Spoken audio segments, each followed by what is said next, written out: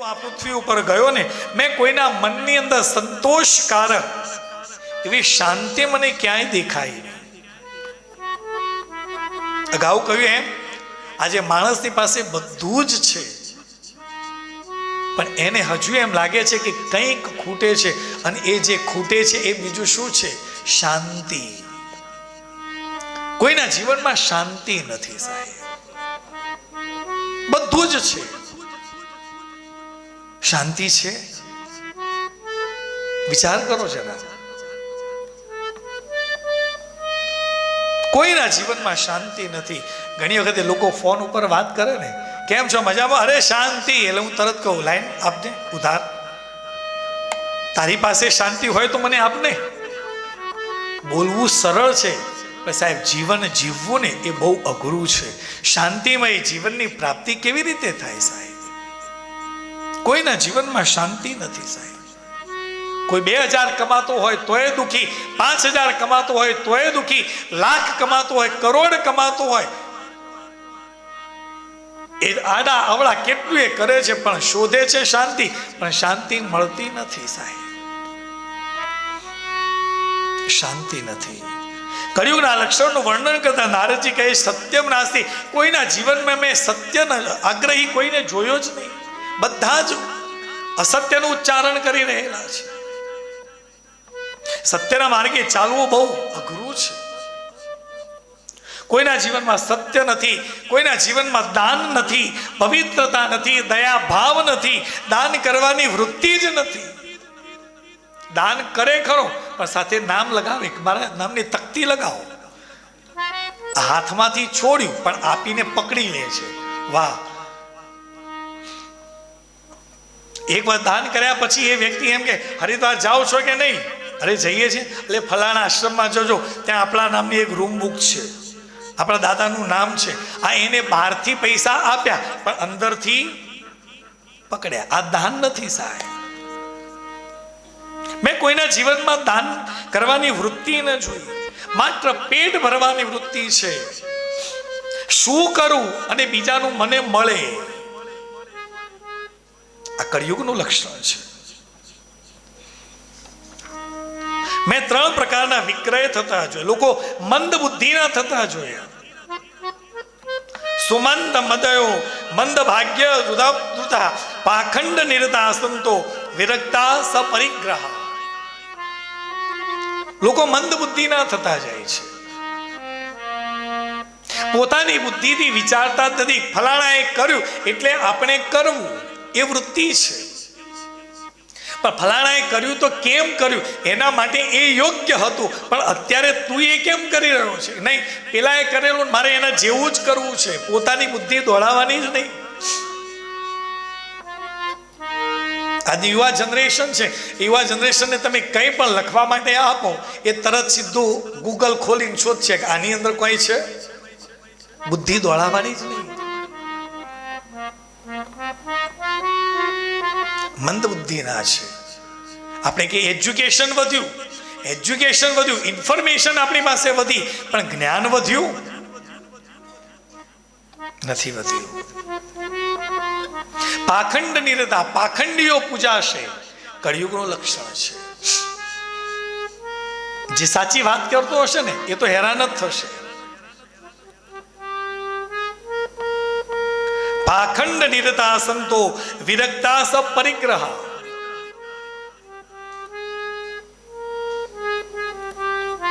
દેખાદેખીની અંદર વ્યક્તિ જીવન પસાર કરશે. 3 પ્રકારના વિક્રય થતા જોયા મેં. કન્યા વિક્રય, અન્ન વિક્રય અને વેદ વિક્રય. જ્ઞાનને વેચાવા લાગ્યું. હજુ તો બાળકનો જન્મ થયો છે અને એના મા બાપ છે એડમિશન માટે બધી સ્કૂલોમાં દોડાદોડ કરે છે. જ્ઞાન વેચાવા લાગ્યું. અન્ન વિક્રય. પહેલાના સમયની અંદર અન્ન, ભોજન કોઈ દિવસ વેચાતું નહીં, વહેંચાતું હતું. બપોરના સમયે કોઈ પણ વટે માર્ગું કે કોઈ પણ વ્યક્તિ આવ્યો હોય ને તો ઘરનો વડીલ એમ કહે છે કે ભાઈ જમીને આવ્યો? નથી જમ્યો? બેસ, લે, હું જે ખાઉં છું એ તને આપું છું, તું થોડું જમી લે. પણ અત્યારે 12 વાગે કદાચ કોઈ મહેમાન આવે તો મોઢું આમ થઈ જાય. અત્યારે ફોન તો કરવો તો. બધાનું પતી ગયું, રસોઈ થઈ ગઈ છે, બધાનું જમવાનું પતી, કારણ કે બધું આપણે ગણી ગણીને કરીએ. મારી 2 રોટલી, મારા ઘરવાળાની 2 રોટલી અને છોકરાની 3 રોટલી, બસ કૂતરું એ ભાડે નહીં સાહેબ ઘરનું. ઘણી ઘણીને રોટલી થતી હોય. હવે એ ઘરે 12 વાગે મહેમાન આવે તો શું હાલત થાય? બેનને ફરીથી લોટ બાંધવો પડે ને. અરે બાપરે. પતિ પણ ઘરે લઈને આવતા 10 વખત વિચાર કરે, લઈ જાઉં કે ના લઈ જાઉં, લઈ જાઉં કે ના લઈ જાઉં. પણ હવે છૂટકો નથી, બહુ નજીકનો છે, લઈને જઈએ. એટલે આવે એટલે પત્ની કે આવો આવો આવો. જેવી રસોડામાં જે પતિ આમ જુએ ને, અત્યારે લઈને આવે.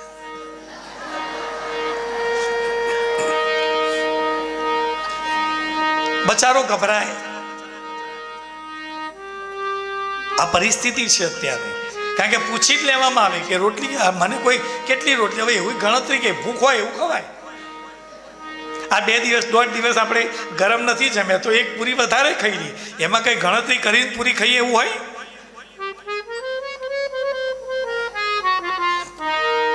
અમારે છે ને એ તો છે ને જુવારની જ ખાય છે, અમે બાજરીની ખાઈએ છીએ. તમે જે હશે હાલ તો ખરી.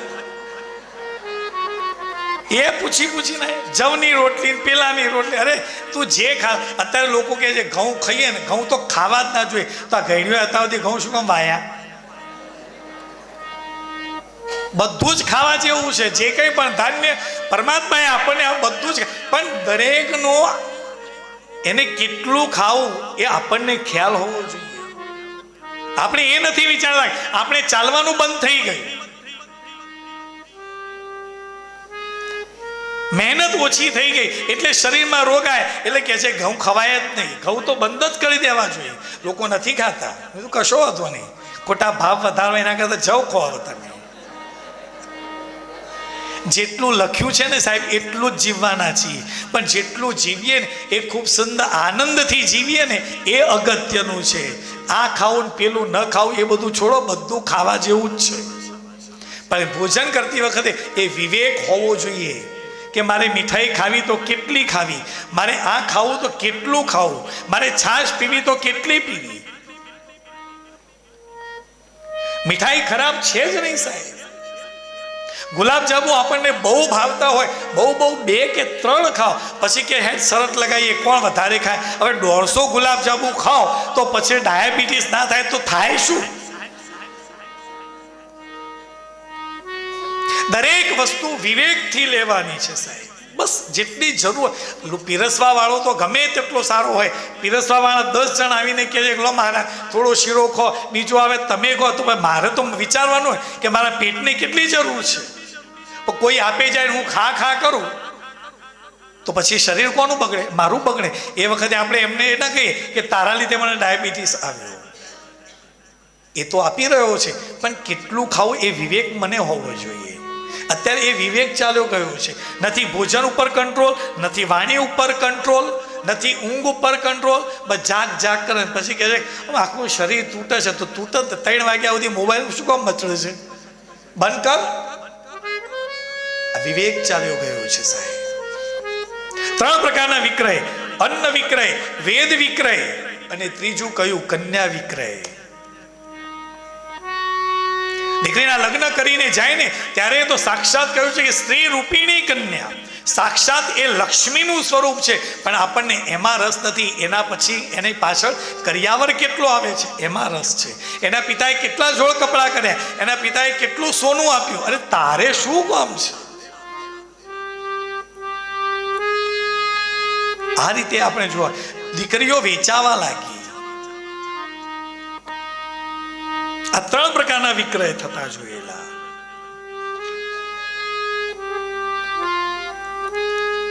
નારદજી કહે છે કે આ બધા દ્રશ્યો જોઈ હું યમુના તટે પહોંચ્યો. ત્યાં મેં એક આશ્ચર્યકારક દ્રશ્ય જોયું. એક યુવતી ઉદાસ ચહેરે બેઠી છે, બાજુમાં 2 વૃદ્ધ પુરુષ છે, સૂતા છે. હું ત્યાંથી પસાર થતો હતો ત્યારે એ યુવાન જે યુવતી હતી એને કહ્યું છે કે ભો સાદો ક્ષણમ તિષ્ઠ મત ચિંતામપી નાશે. મારી ચિંતાનો નાશ કરો, મારી ચિંતા દૂર કરો. તે નારદજીએ પૂછ્યું કે દેવી આપ કોણ છો?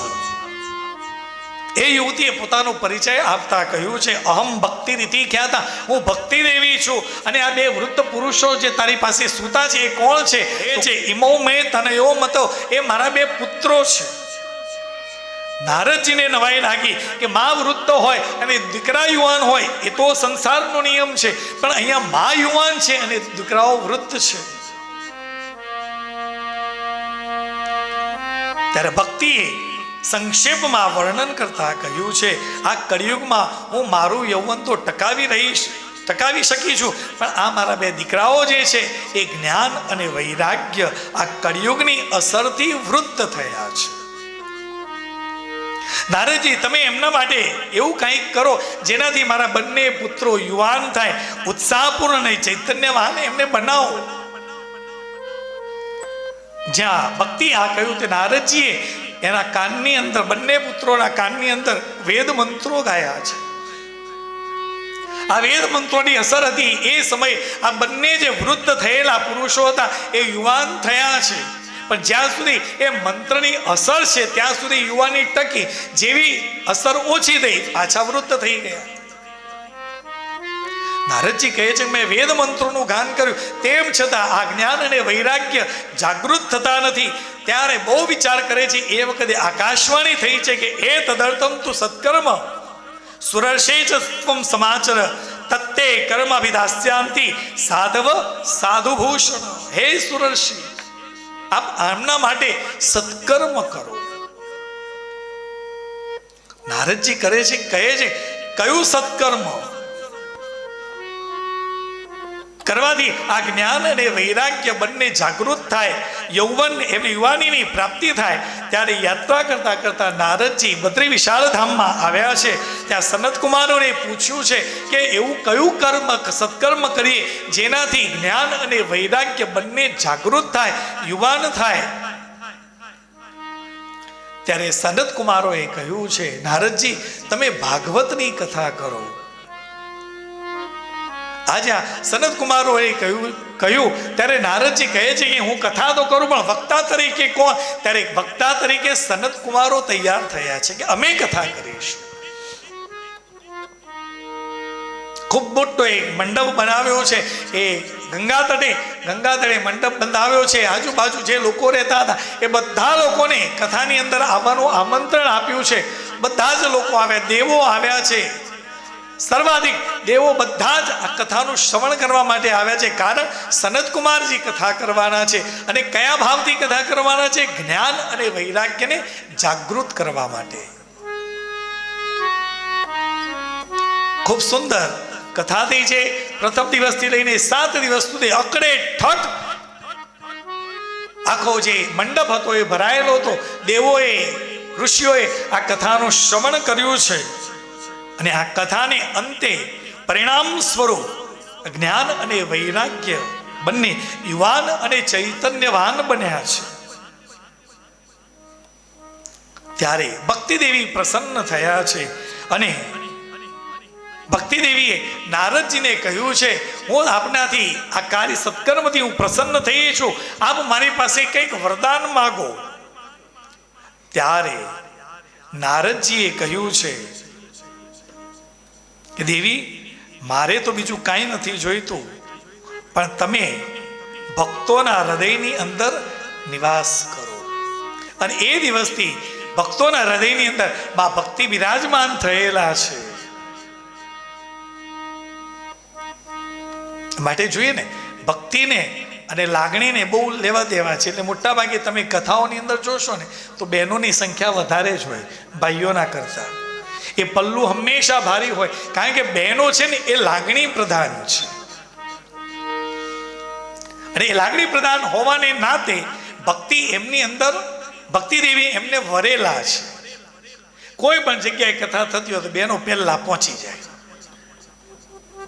ભક્તિ કરે, માળા કરે, જે કોઈ પણ સમય છે એટલો સમય એ પરમાત્માનું નામ સ્મરણ કરે છે.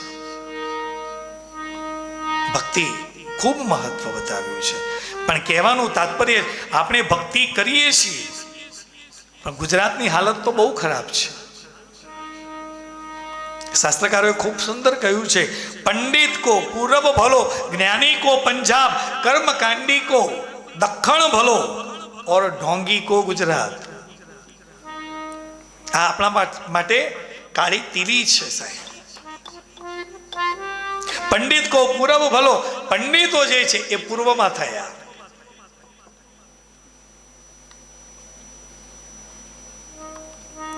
પંડિત કો પૂરબ ભલો, જ્ઞાની કો પંજાબ, એ પંજાબનો જે વચ્ચે એ પ્રદેશ કરો ને ત્યાં બધા જ્ઞાનીઓ છે, વેદ ત્યાં નિર્માણ થયા છે.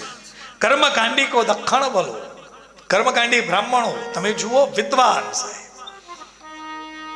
તમે સાઉથમાં જાઓ ને તો 101 રૂપિયામાં રુદ્રાભિષેક કરાવી આવે તમને, અને અહીંના આપણા બ્રાહ્મણો માને જ નહીં 101માં તો. અને વિદ્વત્તાની અંદર દક્ષિણના બ્રાહ્મણો એ વિદ્વાન છે, ચારે વેદના જ્ઞાતાઓ છે સાહેબ,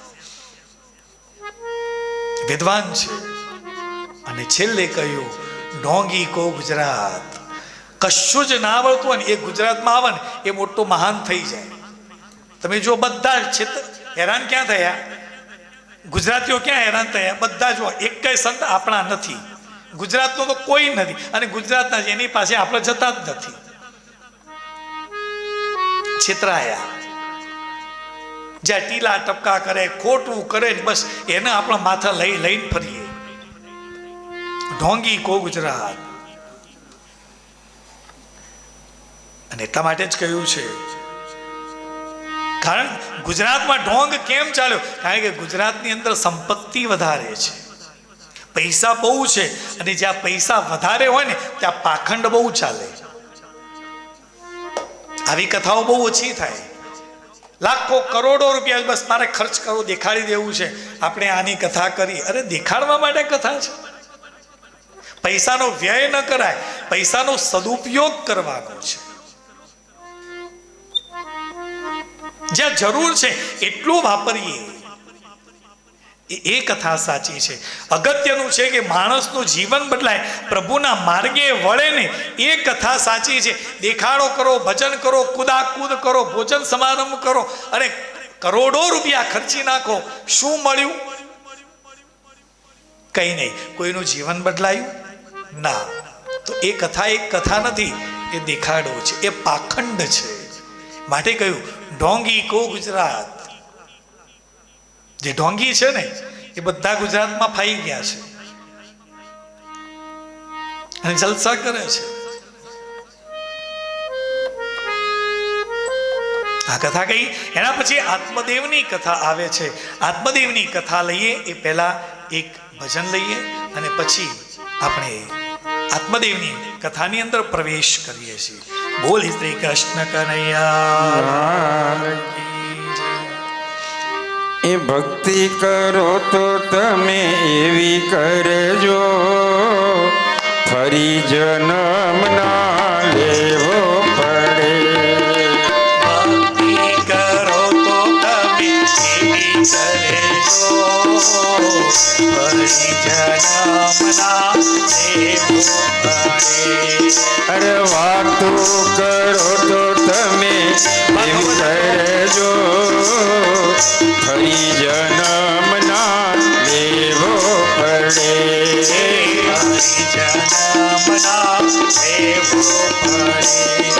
અરે ડાકોર જાજો તમે, દ્વારકા જાજો.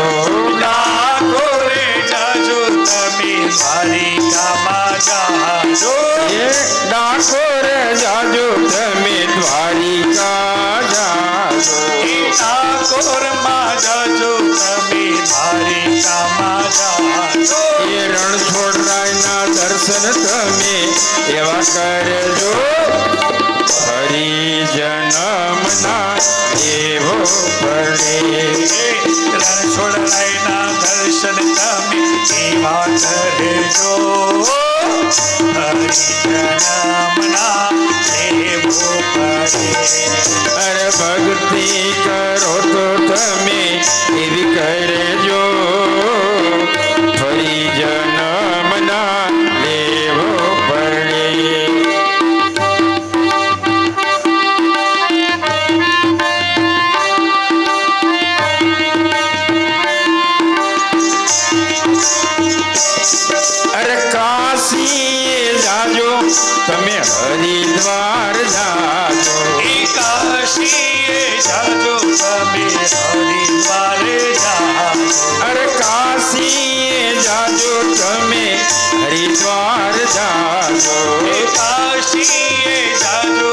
તમે હરિદ્વારે જાજો. અરે ગંગાજીમાં સ્નાન તમે એવા કરજો ફરી જન્મના દેવો પડે. હે ગંગાજીના દર્શન તમે એવા કરજો હરિ જન્મના દેવો પડે. અરે ભગવાન દેવો પડે. હે ભક્તિ કરો તો તમે એવી કરજો હરિ જન્મના દેવો પડે. અરે ગોકુળ જાજો તમે મથુરા જાજો. હે ગોકુળમાં જાજો તમે મથુરામાં જાજો. અરે ગોકુળમાં જાજો તમે મથુરા જાજો. હે ગોકુળમાં જાજો તમે મથુરામાં જાજો. અરે વન રાવણમાં રાસ તમે એવા રમજો હરી જન્મના દેવો પડે. હે વનરાવનમાં વાસ તમે એવા રમજો હરિ જન્મના દેવો પડે. અરે વાતો કરો તો તમે એવી કરજો હરી જન્મના દેવો પડે. વાતો કરો તો તમે એવી કરજો હરિ જન્મના દેવો પડે. અરે ભક્તિ કરો તો તમે એવી કરજો હરી જન્મના દેવો પડે. હે ભક્તિ કરો તો તમે એવી કરજો હરિ જન્મના દેવો પડે. એ ફરી જન્મના દેવો પડે. હરિ જન્મના દેવો પડે. ફરી જન્મના દેવો પડે. ભક્તિ કરીએ તો એવી કરીએ ફરીથી જન્મ લેવો ના પડે. કારણ કે પ્રાયશ્ચિત કરવા માટે આવ્યા છીએ. પ્રાયશ્ચિત કરીશું ને તો મુક્તિ મળશે.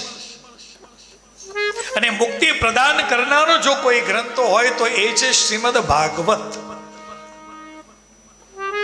મુક્તિની પ્રાપ્તિ કરનારના એક જ ગ્રંથ છે અને એ છે શ્રીમદ ભાગવત. ભક્તિ કરીએ તો એવી કરીએ ને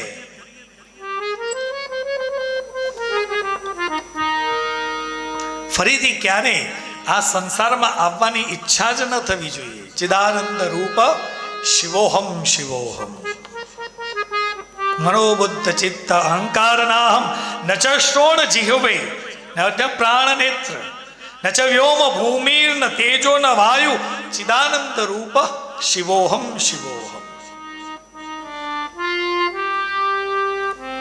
ભક્તિ કરો અને કળિયુગની અંદર ભક્તિથી જ પરમાત્માના નામ સ્મરણથી જ પરમાત્માની પ્રાપ્તિ થાય છે. સતયુગની અંદર તમે જુઓ તો કેટલા યજ્ઞ યાગાદિ કર્મ કરીએ ને ત્યારે ભગવાનની પ્રાપ્તિ થતી હતી.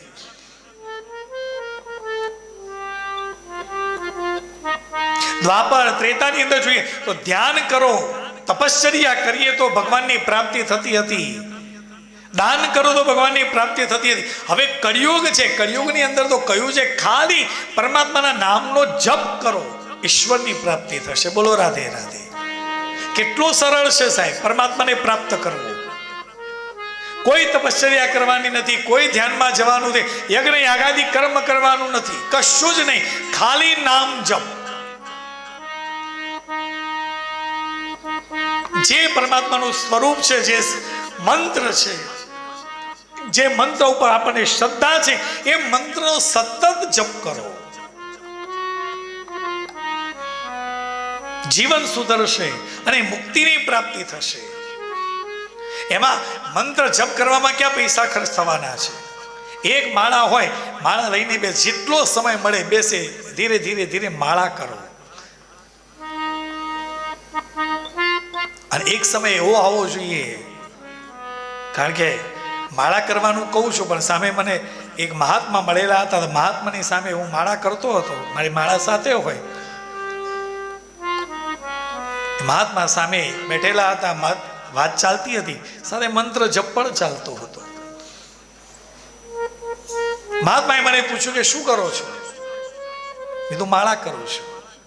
કેટલી માળા કરો છો? મેં કીધું એવું કંઈ ગણતરી નથી, પણ પરમાત્માના નામ જપની માળા કરે જઈએ છીએ. સારી વાત છે. એક સુંદર એમને ટકોર કરી. તમે જન્મ લઈને આવ્યા તો આખા દિવસની અંદર ભગવાન તમને શ્વાસ આપે જ જાય છે ને. એ ભગવાન ગણતરી કરીને આપે છે. જો ઈશ્વર તમને શ્વાસ જે છે એ ગણ્યા વગર આપે છે તો એનું નામ પાછું ગણી ગણીને લેવાનું. તો વાત સાચી છે. જે આપણને ગણ્યા વગર આપી રહ્યો છે એનું નામ તમે ગણીને લો તો પછી તમારામાં ફરક શું રહ્યો? શ્વાસે શ્વાસે પરમાત્માનું નામ સ્મરણ થવું જોઈએ.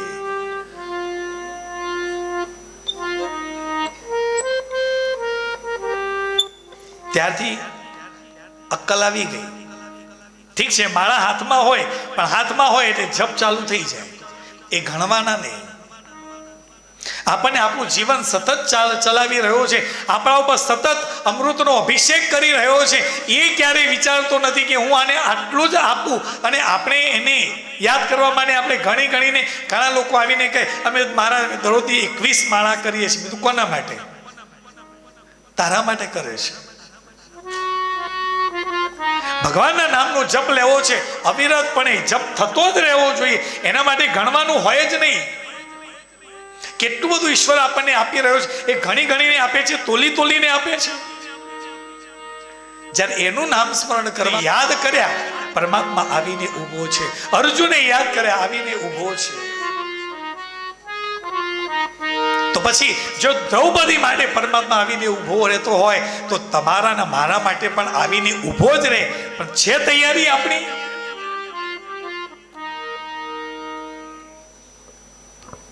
આ ભક્તિ આને કહેવાય સાહેબ. મને ગમતું ચરિત્ર, મને જનાબાઈનો પ્રસંગ હું દરેક કથાની અંદર કહું છું. નામદેવને ત્યાં દાસી હતી જનાબાઈ. નામદેવ પરમાત્માનું નામ સ્મરણ કરે એ જોઈ આ દાસીએ પણ પરમાત્માના નામ સ્મરણ ચાલુ કર્યું અને એની ભક્તિ વધી ગઈ. એના લીધે એનું નામ સમાજની અંદર ક્યાંય સુધી લોકો કહે ભાઈ ભક્તિ કરવી તો જનાબાઈ જેવી કરવી.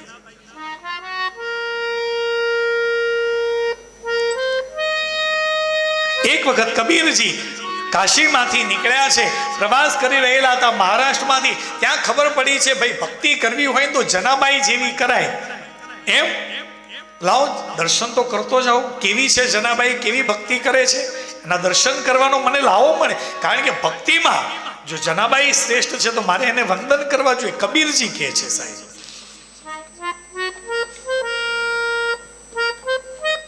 કબીરજી એના ગામમાં ગયા છે ને પૂછ્યું ભાઈ જનાબાઈ ક્યાં છે? કે ત્યાં થોડા આગળ જશો ને ત્યાંથી જમણી બાજુ વળજો, ત્યાં એનું ઘર છે.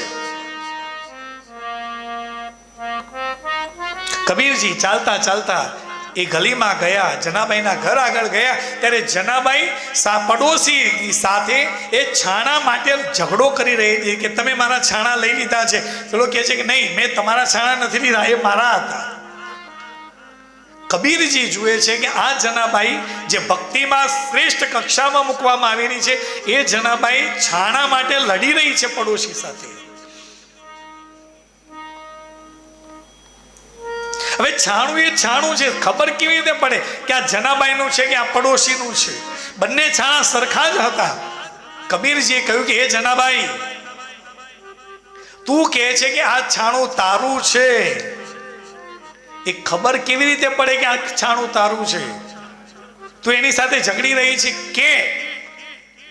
ત્યારે જનાબાઈએ કહ્યું છે કે કબીરજી, મારું છાણું છે ને એને લઈ તમે કાન આગળ ધરશો ને તો એમાંથી પણ વિઠ્ઠલ વિઠ્ઠલ વિઠ્ઠલ વિઠ્ઠલ અવાજ આવશે સાહેબ. આ ભક્તિ છે સાહેબ. હે વિઠ્ઠલ વિઠ્ઠલ વિઠ્ઠલા, હરિ ઓમ વિઠ્ઠલા, વિઠ્ઠલ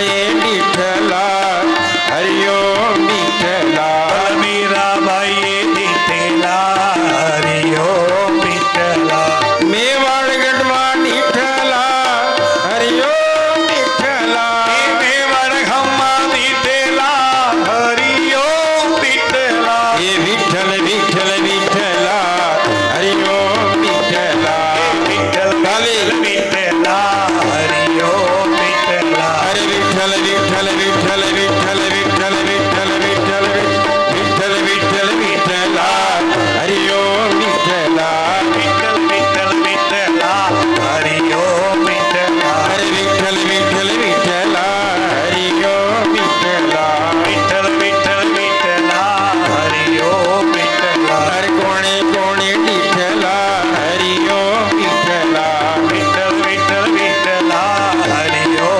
વિઠ્ઠલા ગોડાળાએ વિઠ્ઠલા હરિયો વિઠ્ઠલા ઉડાળાએ દીધેલા હરિયો વિઠ્ઠલા હરે ડાકોરમાં વિઠ્ઠલા હરિયો વિઠ્ઠલા ઠાકોરમાં દીધેલા હરિયો વિઠ્ઠલા હરે વિઠ્ઠલ વિઠ્ઠલ વિઠ્ઠલ વિઠ્ઠલ વિઠ્ઠલ વિઠ્ઠલ વિઠ્ઠલા હરિયો વિઠ્ઠલા વિઠ્ઠલ વિઠ્ઠલ વિઠ્ઠલા હરિયો વિઠ્ઠલા હરિયો વિઠ્ઠલા હરિયો વિઠ્ઠલા હરિયો વિઠ્ઠલા હરિયો વિઠ્ઠલા હરિયો વિઠ્ઠલા હરિયો વિઠ્ઠલા ભક્તિ કરવી તો જનાબાઈ જેવી કરવી કે નિર્જીવ વસ્તુની અંદરથી પણ પરમાત્માના નાદ આવે.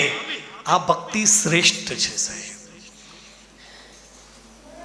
તમે ભક્તિ જો કરતા હો ને, સતત પરમાત્માનું સ્મરણ કરતા હો ને, તમે શાંતિથી બેઠેલા હો ને, તો તમારા અંગ અંગમાંથી, શરીરના રોમ રોમમાંથી પરમાત્માના નામ જપનું શ્રવણ કરી શકાય ને, એ ભક્તિ કરો, એ સાચી છે સાહેબ. બાકી ટીલા ટપકા કરીને માળા પહેરવાથી એ ભક્તિ નથી, એ તો દેખાડો છે. ભક્તિ કરવી તો જનાબાઈ જેવી કરવી, ભક્તિ કરવી તો નામદેવ જેવી કરવી કે આજે પણ પંઢરપુરની અંદર બેઠેલો એ વિઠ્ઠલ ઈટ ઉપર ઊભો છે. કેમ? આ નામદેવ પરમાત્માનું સ્મરણ કરી રહ્યો છે, પણ એ વખતે મા બાપની સેવા કરે ને પછી સમય મળે તો ભગવાનનું નામ લે છે, માતા પિતાની સેવા કરે છે. પરમાત્માને થયું કે મારા ભક્તને મળવું છે, એ આવીને ઊભા છે, રાહ જોઈ રહેલા છે. પ્રભુ કહી રહેલા છે કે નામદેવ હું આવ્યો છું, જરા મારી પાસે આવ. આ નામદેવ માતા પિતાની સેવા કરતા છે. કહ્યું છે કે હમણાં ત્યાં ઊભો રહે, ઊભા બેસવા માટે જગ્યા નથી ને, તો છૂટી ઈંટ નાખી છે કે આ ઈંટ નાખું છું ને એના ઉપર ઊભો રહે. હજુ પણ એ વિઠ્ઠલ ત્યાં ઊભો છે, રાહ જોઈ રહ્યો છે કે નામદેવ મારી પાસે આવે. ભક્તિ એટલી શ્રેષ્ઠ કરી દો, ભગવાનને તમારી પાસે આવવું પડે. આપણે ક્યાંય જવાની જરૂર નથી. તમે સત્સંગ કરતા થશો ને, સત્સંગ કર્યા પછી જીવનને બદલશો ને, અને સત્સંગ કરતા કરતા લોકો તમારી પાસે આવશે. તમારે લોકોની પાસે જવાની જરૂર નથી. બોલો રાધે રાધે. આપણે દોડા દોડ કરીએ છીએ, કારણ હજુ ભક્તિ પાકી નથી, હજુ તો કાચી છે. જ્યારે ભક્તિ રૂપી ફળ પાકે ને, લોકો એની પાસે આવતા થશે. ભક્તિદેવી પ્રસન્ન થયા છે. નારદજીને કહ્યું છે વરદાન માંગો, ત્યારે નારદજીએ કહ્યું કે દેવી મારે કાંઈ નથી જોઈતું, તમે ભક્તોના હૃદયની અંદર નિવાસ કરો. અને એ દિવસથી ભક્તિદેવી વૈષ્ણવોના હૃદયની અંદર બિરાજમાન થયા છે. મહાત્માના 4થા અધ્યાયની અંદર આત્મદેવ અને ધુંધુલીની કથા છે. આત્મદેવ નામનો બ્રાહ્મણ છે અને ધુંધુલી નામે એની પત્ની છે. એને સંતાન નહોતું. આત્મદેવ પાસે સંપત્તિ હતી, અન્નના ભંડારો ભરેલા હતા, પણ સંતતિ નહોતી, સંતાન નહોતું. એના લીધે કરીને આત્મદેવ છે ને એ થોડો દુઃખી હતો, ચિંતિત હતો, પણ એનાથી ધુંધુલીને કોઈ ફરક પડતો નહોતો. તાત્વિક અર્થ જોઈએ તો આત્મદેવ એ આત્મ તત્વ છે. અને તુંગભદ્ર નગરની અંદર રહે છે. તુંગ એટલે શિખર, ભદ્ર એટલે કલ્યાણ. જ્યાં મનુષ્યનું શ્રેષ્ઠ કલ્યાણ રહેલું છે, એવું આ શરીર તુંગભદ્ર છે, એવો દેહ આ તુંગભદ્ર છે. ધુંધુલી એટલે બુદ્ધિ છે. અને શાસ્ત્રકારોએ એને એક નામ આપ્યું છે દ્વિધા બુદ્ધિ ધુંધુલી. દ્વિધા બુદ્ધિ, વિધામાં પડેલી બુદ્ધિ એ ધુંધુલી છે. To be or not to be, આ કરું કે પેલું કરું, આ બુદ્ધિ વિચારે છે. આત્મા વિચારતો જ નથી.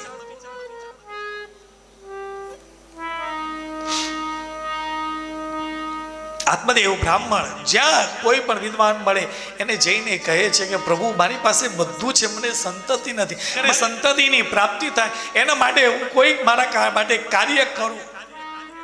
કોઈ જવાબ આપતું નથી. હવે આત્મદેવે નક્કી કર્યું કે હવે તો મરી જવું છે.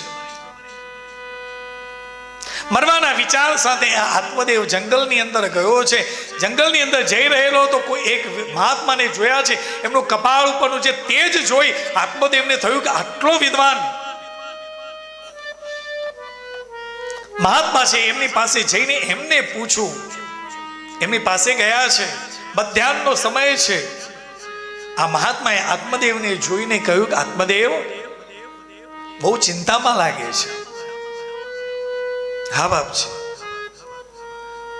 મહાત્માએ કહ્યું કે એક કામ કર, મધ્યાહનનો સમય છે, ભોજનનો સમય થયો છે, તું પહેલા ભોજન કર, પછી આપણે આગળની વાત કરીએ. ત્યારે આત્મદેવ બે હાથ જોડી અને કહે છે કે પ્રભુ ઘરમાં ભોજન માટે અખૂટ ભંડાર ભરેલા છે, પણ એ ભોજન કરનાર નથી ને, એના માટે હું ચિંતિત છું.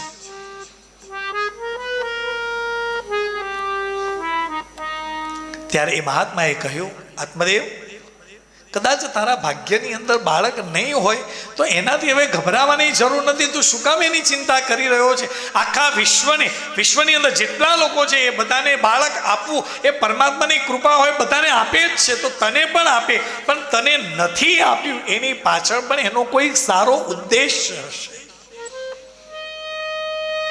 આત્મદેવ કહે છે કે નહીં, મારે સંતાન જોઈએ.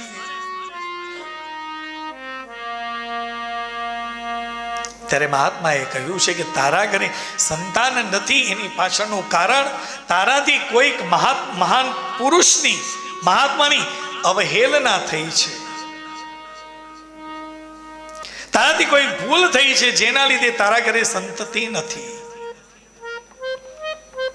જીવનની અંદર કોઈ મહાન મહાત્મા, કોઈ વિદ્વાન મહાપુરુષની અવહેલના થઈ હોય ને, એના પરિણામે પણ ઘરે સંતતિ ન થાય. તારા ઘરે સંતતિ નહીં થાય, તારે દીકરો નહીં થાય. મહાત્માએ એના કપાળની રેખાઓ જોઈને કહ્યું કે આત્મદેવ આ જન્મની આવનારા 7 જન્મ સુધી તને સંતાનની પ્રાપ્તિ નહીં થાય. આત્મદેવને અતિશય દુઃખ થયું છે. આત્મદેવને થયું કે આટલા મહાન પુરુષ છે કે મારા કપાળની રેખા જોઈને કહી દે છે કે 7 જન્મ સુધી મને સંતાનની પ્રાપ્તિ નહીં થાય, તો આ જન્મે તો મને સંતાનની પ્રાપ્તિ થાય એવું કંઈક કરો, નહીતર હું તમારી સમક્ષ આત્મહત્યા કરીશ, તમને બ્રહ્મ હત્યાનું પાપ લાગશે. આમ જ્યાં કહ્યું ત્યારે મહાત્માએ કહ્યું છે કે આત્મદેવ તું માગણી નથી કરી રહ્યો.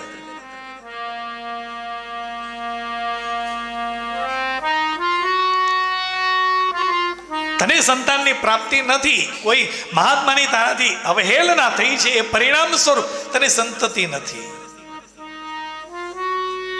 આત્મદેવ કહે છે તમે મને કંઈક કરી આપો, નહીતર હું તમારી સમક્ષ આત્મહત્યા કરીશ, તમને બ્રહ્મ હત્યાનું પાપ લાગશે. સંતો કહે છે માણસ પ્રારબ્ધમાં ન હોય એવા સુખ મેળવવાની જીદ કરે ને, ત્યારે પ્રારબ્ધમાં ન હોય ને એવા દુઃખ પણ એને ભોગવવા પડે છે. બોલો રાધે રાધે. આમ જ્યાં કહ્યું છે મહાત્માને થયું કે ઠીક છે, કઈ વાંધો નહીં, બ્રહ્મ હત્યાનું પાપ મને લાગે એના કરે તારા ઘરે દીકરો જન્મે, એના માટે એને એક ફળ આપ્યું છે અને કહ્યું છે આ ફળ તું તારી પત્નીને ખવડાવજે, તારી પત્નીને ગર્ભ રહેશે અને ખબર પડે ને પછી તું તીર્થ યાત્રાએ જજે. આજે એવું ફળ એને આપવામાં આવ્યું છે. ફળ લઈ દોડતો દોડતો પોતાના નગરમાં આવ્યો છે. નગરમાં આવી પોતાના ઘરે આવ્યો છે અને કહે છે કે બધાઈ હો, બધાઈ હો. એની પત્ની ધુંધુલી કહે છે કે શું લઈને આવ્યા, શું છે, શું બધાઈ લઈને આવ્યા? ત્યારે આત્મદેવ કહે છે મેં એક મહાત્મા પાસે ગયો હતો, મને મહાત્મા એક ફળ આપ્યું છે અને એ ફળ તું ખાઈશ ને તો તને ગર્ભ રહેશે, આપણને સંતાનની પ્રાપ્તિ થશે. આ ધુંધુલી કહે છે કે હું ફળ નહીં ખાઉં. પતિ કહે છે કે હું ફળ લાવ્યો છું, તું ખા. પત્ની કહે છે કે હું નહીં ખાઉં. કહ્યું છે ને દ્વિધા બુદ્ધિ ધુંધુલી. આ બુદ્ધિ વિચારી રહી છે કે આવું ફળ ખાઈશ અને મને સંતાન, મને ગર્ભ રહેશે. ગર્ભ રહેશે એટલે મારું શરીર બેડોળ બની જશે. 7-8 મહિનાનો ગર્ભ રહ્યો હશે અને એ વખતે નગરની અંદર કોઈ લૂંટારુઓ કે કોઈ ચોરો આવે અને બધા દોડી દોડીને પોતાનો જીવ બચાવશે. હું મારાથી દોડી શકાશે નહીં અને એ લોકો મને મારી નાખશે તો? હજુ ફળ ખાધું નથી, ખાધા પહેલા વિચારો આવે. આ બુદ્ધિ છે સાહેબ. હજુ કશું થયું નથી એ પહેલા વિચાર કરે, એ બુદ્ધિ. પતિ અને પત્ની વચ્ચે સતત ઝઘડો રહ્યા કરે છે.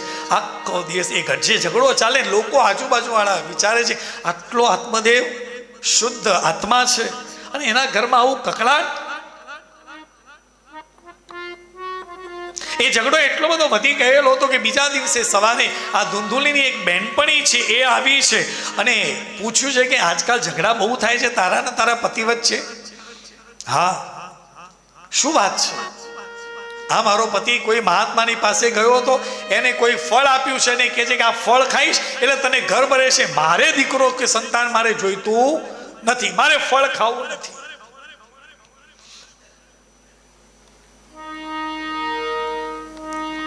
આ જે બેનપણી છે ને એ મન છે. આ બુદ્ધિ મનને કહે છે એ પ્રમાણે કરવા માટે તૈયાર થઈ છે. આ બેનપણી કહે છે એક કામ કરને, હમણાં જ મેં ડૉક્ટરને બતાવ્યું છે, મને 1-1.25 મહિનો થયો છે, મને ગર્ભ રહ્યો છે. તું તારા પતિને એમ કહી દે મેં ફળ ખાઈ લીધું અને મને ગર્ભ રહ્યો. તારો પતિ ને ખબર પડશે એટલે એ તો તીર્થયાત્રાએ જતો રહેશે. પણ પછી 7-8 મહિના પછી બાળક તો જોઈએ ને, બાળક ક્યાંથી લાવવાનું? એટલે તું ચિંતા શું કામ કરે છે? મને જે દીકરો કે દીકરી થશે એ સંતાન હું તને આપી દઈશ.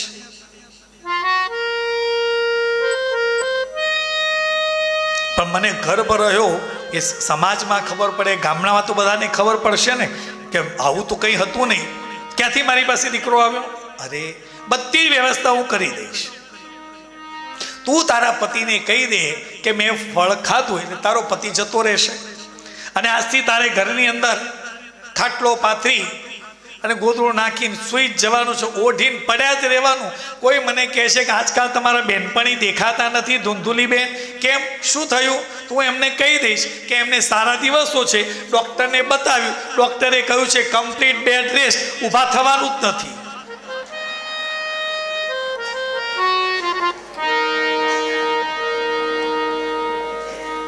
તો પછી આ ફળનું શું કરું? અરે ફળ આંગણામાં ગાય ઊભી છે એને નાખી દે, જોઈએ કેમ ફળ ખાઈને છોકરા થતા હશે. આ રીતે કરી દીધું છે સાહેબ. એને આજકાલ વાત થાય છે આ બધો હસ્યો ને, આ બધો બળતો હસ્યો છે. ઘરમાં દીકરાના લગ્ન થયા હોય અને પુત્ર વધુને દિવસ સારા હોય એટલે શરૂઆતમાં તો સાસુને બહુ આનંદ આવે, ભાઈ મારે બહુને હારા દાડા છે, હારા દાડા છે. પણ 1-1.5 મહિનો થયો ડૉક્ટરને બતાવીને આવ્યા ને એટલે બહુ કશું કોમ કર જ નહીં, પડેલી જ રહે, ખાઈ પીને બસ. બધું ડૉક્ટરે કીધું છે કમ્પ્લીટ બેડ રેસ્ટ. આ ડૉક્ટરોએ હાહુની દવા કરી છે.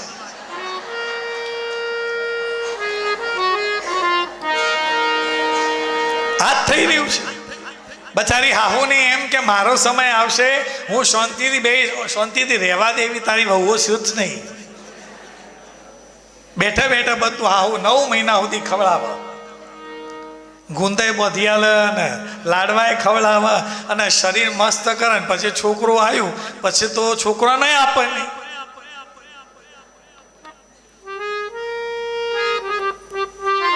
આ જ વસ્તુ થઈ છે. કમ્પ્લીટ બેડ રેસ્ટ છે. પતિને સમાચાર આપ્યા, પતિ તો જતા રહ્યા છે. 8 મહિના 7.5-8 મહિના જેવો સમય થયો છે. જે ધુંધુલીની બહેનપણી છે એને દીકરાનો જન્મ થયો છે. એ દીકરાને લઈ એને ધુંધુલીને આપ્યો છે અને પતિને સમાચાર મોકલ્યા છે કે દીકરાનો જન્મ થયો છે. સમાચાર જીવા મને આત્મદેવ દોડતો યાત્રા કરી અને દોડતો પોતાના નગરમાં આવ્યો છે. ખૂબ ખુશ થયો છે કે હાશ, મારે જે જોઈતું હતું એ મને સંતાન આપ્યું છે. આખા ગામને જમણવાર કર્યો છે, બધાને ભોજન કરાવ્યું છે. નામ પાડ્યું છે ધુંધુકારી. ધુંધુમ સંસારમ કારયતિ ઇતિ ધુંધુકારી. જ્યાં સુધી ધુંધુકારી નહોતો ને ત્યાં સુધી આત્મદેવને શાંતિ હતી, કોઈ મુશ્કેલી નહીં, કોઈ તકલીફ નહોતી.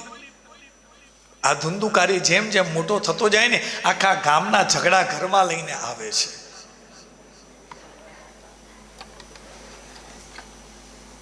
એક 1.5 મહિના પછી આંગણાની અંદર જે ગાય હતી એ ગાયને પણ એક બાળકનો જન્મ થયો છે. આખું શરીર પુરુષનું છે, કાન ગાય જેવા છે.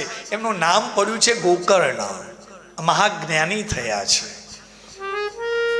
આ બંને દીકરાઓ મોટા થઈ રહેલા છે. ધુંધુકારી આખા ગામના ઝઘડા લઈને આવે છે. એના પિતા સમજાવે છે કે બેટા, આપણે તું કોનું સંતાન છે? આપણે બ્રાહ્મણ છીએ, તું શું કરી રહ્યો છે? તું વેદોનું અધ્યયન કર, જ્ઞાનની પ્રાપ્તિ કર. એ વાત માનતો જ નથી. આત્મદેવની શાંતિ હણાઈ ગઈ છે. આખા ગામના ઝઘડા લઈને આવે. પિતા સમજાવે, માતા સમજાવે, માને નહીં. ત્યારે ગોકર્ણજી કહે છે કે પિતાજી, હવે તમારી ઉંમર થઈ છે, હવે તમે તમારી જાતનો ઉદ્ધાર કરો, કારણ કે અત્યારે આ ગધા પછી સીમા છે. તમે કહેશો ને એ કશું જ નહીં કરે. આત્મદેવને પણ વાત યોગ્ય લાગી છે. ગોકર્ણની વાતને સ્વીકાર કર્યો છે અને પોતે તપશ્ચર્યા કરવા માટે વનમાં ગયા છે. અને વનની અંદર ભાગવતના 10મ સ્કંદનું પારાયણ કરતા કરતા શ્રી કૃષ્ણ સાયુજ્ય પામ્યા છે. પિતાનું મૃત્યુ થયું એની ખબર પડી. ધુંધુકારીએ માતાને હેરાન કરવાની શરૂઆત કરી છે. એમાં પિતાજીએ પૈસા ક્યાં મૂકેલા છે, કઈ બેંકની અંદર મૂકેલા છે, લોકર ક્યાં છે, લોકરની ચાવી ક્યાં છે, શેર સર્ટિફિકેટ ક્યાં છે, જે હોય મને આપી દે. ભાગવતમાં લખ્યું છે માતાને પણ મારે છે. આ ધુંધુકારી આટલો હેરાન કરી રહ્યો છે. ધુંધુલી વિચાર કરી રહી છે. અને ખરેખર તમે વિચાર કરો કે ખરેખર એનો પુત્ર થઈ શકે એવો ગોકર્ણ હતો. એ ફળ ખાધું નહીં. સમાજની આગળ જો પુત્ર તરીકે ગોકર્ણને મૂક્યો હોત તો આજે પૂજાતે હોત. પણ પોતાનું સંતાન નથી અને એને પોતાનો પુત્ર માન્યો છે. સમાજની આગળ ધુંધુકારીને રજૂ કર્યો છે. હવે એ કયા મોઢે કે આ મારો દીકરો નથી? વૃદ્ધાવસ્થા બગાડી છે. માટે કહ્યું છે કે જીવનની અંદર યુવાનીમાં કરેલા હસતા હસતા કર્મોની સજા વૃદ્ધાવસ્થામાં રડતા રડતા ચૂકવવી પડે છે. સાહેબ, વૃદ્ધાવસ્થાને જો શણગારવી હોય ને, વૃદ્ધાવસ્થાને ખૂબ સુંદર રીતે જીવન જીવવું હોય ને, તો યુવાનીને સુધારજો. પણ યુવાનીની અંદર જો તમે બગાડ્યું ને તો વૃદ્ધાવસ્થા તો એના કરતા પણ ખરાબ છે. અને આપણે જોઈ રહેલા છીએ સમાજની અંદર આજે ઘરની અંદર વૃદ્ધને રાખવા માટે કોઈ તૈયાર નથી. અત્યારે આપણે જોઈએ છે તો આપણો સમય કેવો આવશે? ધુંધુકારીને એ કઈ શક્તિ હતી, પણ હવે સમાજની આગળ પોતાના દીકરા તરીકે રજૂ કર્યો છે. હવે એ ધુંધુલી સહન કરી શકતી નથી. કંટાળી અને કૂવામાં પડીને આત્મહત્યા કરે છે. હવે એને કહેવા વાળું કોઈ રહ્યું જ નહીં. 5 વેશ્યાઓને ઘરમાં લઈને આવ્યો છે. આ 5 વેશ્યાઓ બીજું કોઈ નહીં, શબ્દ રૂપ રસ ગંધ, બસ ઇન્દ્રિય સુખની અંદર જ પડ્યો છે. આ 5 જણીએ ભેગા થઈ ધુંધુકારીને મારી નાખ્યો છે. આધુનિક સમયની અંદર ભૌતિક સુખ સુવિધાની અંદર જ આજનો યુવાન રત થયો છે. આવનારું ભવિષ્ય કેવું હશે જરા વિચારી લેજો.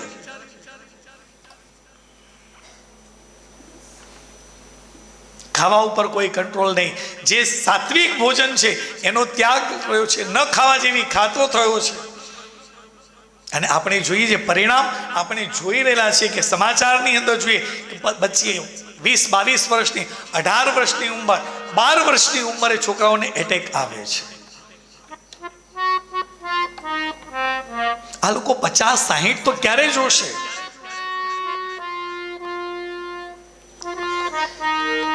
ભૌતિક સુખ સુવિધાની અંદર જે શબ્દ, રૂપ, રસ, ગંધ, બસ આની અંદર જ જીવન વ્યતીત કરી રહેલા છે. આ 5 જણીએ ભેગા થઈ ધુંધુકારીને માર્યો છે. આ ધુંધુકારી મર્યા પછી પ્રેત થયો છે. ગોકર્ણજી તીર્થ ક્ષેત્રમાં ગયેલા હતા. પિતાનું મૃત્યુ થયું હતું. પિતાનું શ્રાદ્ધ તર્પણ વિધિ કરી છે. માતાનું શ્રાદ્ધ તર્પણ કર્યું છે. ખબર પડી કે ભાઈનું પણ મૃત્યુ થયું છે. ધુંધુકારીનું પણ એને પિંડદાન કર્યું છે, તર્પણ કર્યું છે. જે તીર્થ ક્ષેત્રમાં જાય ત્યાં માતા, પિતા અને ભાઈનું તર્પણ કરે છે. તીર્થયાત્રા પૂર્ણ કરી ગોકર્ણજી પોતાના નગરમાં આવી આંગણામાં રાત્રે સૂતા છે. રાત્રે સૂતા હતા એ પ્રેત સ્વરૂપે જે ધુંધુકારી હતો એ આવ્યો છે અને ભાઈને કહે છે કે ભાઈ, આજે બૂમ પાડી છે ધુંધુકારીએ. આ ગોકર્ણજી જાગ્યા છે, સામે પ્રેત સ્વરૂપ જોયો, પોતે થોડા ગભરાયા છે કે કોણ છે આ? ત્યારે ધુંધુકારી કહે છે કે ભાઈ, તે મને ન ઓળખ્યો? ના, તું કોણ છે? હું ધુંધુકારી. ત્યારે ગોકર્ણજી કહે છે, ભાઈ, તારું મૃત્યુ થયું પછી તમે તો ગયાજીની અંદર પણ તારું તર્પણ વિધિ કરી છે, કાશીમાં તર્પણ વિધિ કરી, હરિદ્વારમાં તર્પણ વિધિ, બધું જ મેં પિંડદાન કર્યું છે, હજુ તારી મુક્તિ નથી થઈ. ત્યારે ધુંધુકારી કહે છે કે ભાઈ, જીવનની અંદર મેં કોઈ સત્કર્મ કર્યું નથી. તું એક વખત નહીં 1000 વખત તર્પણ કરીશ ને તો પણ મને મુક્તિ નહીં મળે. ગોકર્ણજી વિચાર કરે છે, એવું તો કયું સત્કર્મ કરું મારા ભાઈને મુક્તિ મળે. વિચાર કરી રહેલા છે. સૂર્યનારાયણ પાસેથી એ પ્રયોગ મળ્યો છે. સૂર્યનારાયણે કહ્યું છે કે ગોકર્ણજી, તમે તમારા ભાઈની પાછળ શ્રીમદ ભાગવતની કથા કરો. આજ આ કહ્યું છે 7 દિવસની કથા કરો. અને સૂર્યનારાયણના કહેવાથી 7 દિવસની ખૂબ સુંદર એવી કથાનું આયોજન કર્યું છે. એવું શ્રીમદ ભાગવતમાં લખ્યું છે. શ્રીમદ ભાગવતાન મુક્તિ સપ્તાહ વચનમ કુરુ. હું 7 દિવસની કથા કરીશ અને એનું જે શ્રેય મળશે, પુણ્ય મળશે, એ જે કોઈ પણ પુણ્ય મળશે ને એવું મારા ભાઈને અર્પણ કરીશ. ખૂબ સુંદર એવી કથાનું આયોજન થયું છે. જે આખા ગામને આમંત્રણ આપ્યું છે, મંડપ બંધાયો છે. ગામના બધા જ લોકો કથાનું શ્રવણ કરવા માટે આવ્યા છે. આખો મંડપ છે હકડે ઠઠ ભરેલો છે, ક્યાંય જગ્યા નથી. કથાની શરૂઆત થઈ.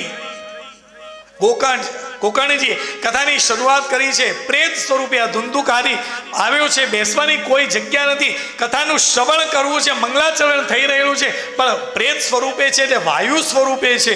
કોઈ જગ્યાએ સ્થિર રહી શકતા નથી, કારણ કે જેવી પવનની લહેર આવે એટલે ઉડીને પાછા મંડપની બહાર જતા રહે છે. કેવી રીતે સ્થિર થવું? પણ વાયુ સ્વરૂપે હતા, ક્યાંય જગ્યા નહોતી. ત્યારે એક વાંસનો ટુકડો હતો. વાંસ જ્યાં ઊભો હતો એ વાંસની અંદર જગ્યા, તિરાડમાંથી વાંસની અંદર પ્રવેશ કર્યો છે. અને પ્રથમ દિવસની કથા સાંભળી. એક વાંસની પ્રથમ ગાંઠ જે હતી એ તૂટી છે. બીજા દિવસની કથા શ્રવણ કરી.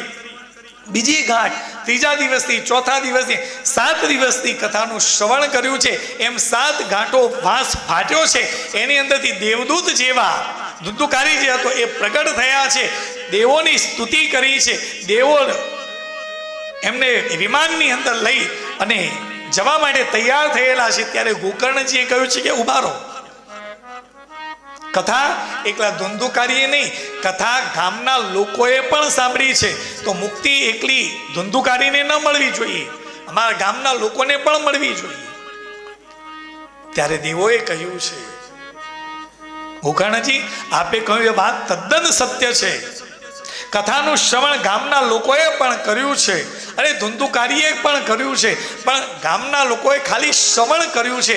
જ્યારે ધુંધુકારીએ કથાનું શ્રવણ કર્યા બાદ કથાની પૂર્ણાહુતિ થઈ એના પછીનો જે સમય હતો એની અંદર એને એ કથાનું ચિંતન કર્યું છે, મનન કર્યું છે ને, માટે એ મુક્તિનો અધિકારી બન્યો છે.